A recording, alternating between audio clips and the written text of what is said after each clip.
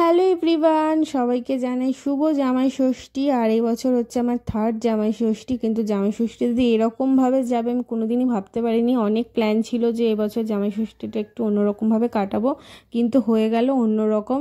কারণ কিছুদিন আগে আমি পড়ে গিয়ে আমার পায়ে একটুখানি মোচ লেগে একটুখানি চির খেয়েছে, তো ডাক্তার তাই জন্যই একদম বেড রেস্ট বলে দিয়েছিল।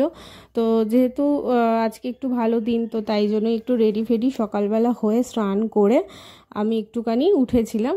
তো তারপর দেখলাম মা আর শাশুড়ি মা দুজনে মিলে রেডি হয়ে গেছে। আর শাশুড়ি মা এখানে হাসছিল, কারণ আমি এক পায়ে দাঁড়িয়ে ভিডিও করছিলাম। তো এখানে দুজনে মিলে রেডি করে নিয়েছে। এখানে দেখো ফল দিয়ে দিয়েছে, মা আশীর্বাদ করবে বলে সকাল যে নিয়মটা থাকে। এখানে লুচি, আলুর দম, 5 রকম মিষ্টি, তারপরে কিছু রেডি করে নিয়ে মা বসেছিল। তারপর রেডি হয়ে চলে এসেছিল। এবার মা এক এক করে ওকে আশীর্বাদ করবে, তারপরে পাকার হাওয়া দেবে।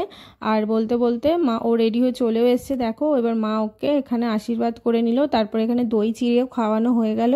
তারপরে পাকার হাওয়া দেবে, যা যা নিয়মকানুন আছে সবই এক এক করে করে নিয়েছিল। পাকার হাওয়া আমাকেও দিয়েছিল।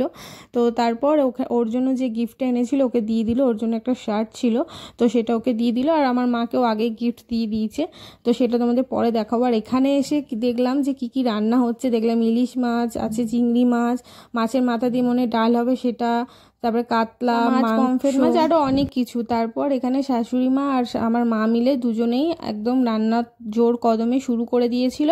যেহেতু আমি কিছুই ওদের হেল্প করতে পারছিলাম না, তাই আমি অল্প অল্প এসে একটুখানি ভিডিও নিয়ে নিচ্ছিলাম, কারণ একভাবে চুপ করে বসতে পারছিলাম না। এসে দেখলাম মা এখানে ইলিশ মাছ রেডি করে নিয়েছে। আর এখানে দেখো চিংড়ি মাছ হয়ে গেছে। এখানে চিংড়ি মাছের মালাইকারি একদম রেডি। তারপর ওই পাশে হচ্ছিল দেখো চিকেন কষা, এখানে হয়েছিল মাছের মাথা দিয়ে ডাল, তারপর এখানে 5 রকম ভাজা।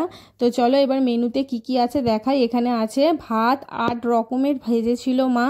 আর এখানে ছিল মাছের মাথা দিয়ে ডাল, দই কাতলা, চিংড়ি মাছের মালাইকারি, পমফ্রেট মাছের ঝাল, ইলিশ মাছ ভাপা, তারপর ছিল বাটা মাছের ঝাল, মাংস, তারপরে স্যালাড, এখানে 5 রকমের মিষ্টি, দই, তারপর ছিল হচ্ছে চাটনি, পাঁপড়, অনেক কিছু। এত খাবার, তো ও দেখে বলছে এত খাবার আমি খেতেই পারবো না। ওর জন্য যা যা ছিল সেম খাবার আমার জন্য ছিল, কিন্তু ও এত খাবার খেতেই পারেনি, খুব কম খেয়েছে। তারপর যা ছিল আমি খেয়ে নিয়েছিলাম ওর থেকেই। আর এখানে আমিও বসে পড়েছি, আমার শ্বশুর শাশুড়ি সবাই একসাথে আমরা খেতে বসে পড়েছি। আর আমার মায়ের সেনকে উপোস ছিল বলে খাইনি। তো দিনটা বেশ ভালো করেই গেছে। তারপর আমি একদম বসে পড়েছিলাম। তো আর ভালো লাগছিল না, পাটা অনেক হাঁটাহাঁটি করতে একটুখানি আমার পাটা ফুলে গেছিলো, আবার আমি রেস্ট নিচ্ছিলাম। তো এইভাবেই আমার জামাই ষষ্ঠীটা এবছরে কাটলো শুয়ে বসেই। তো তোমাদের ব্লগটা কেমন লাগলো জানিও।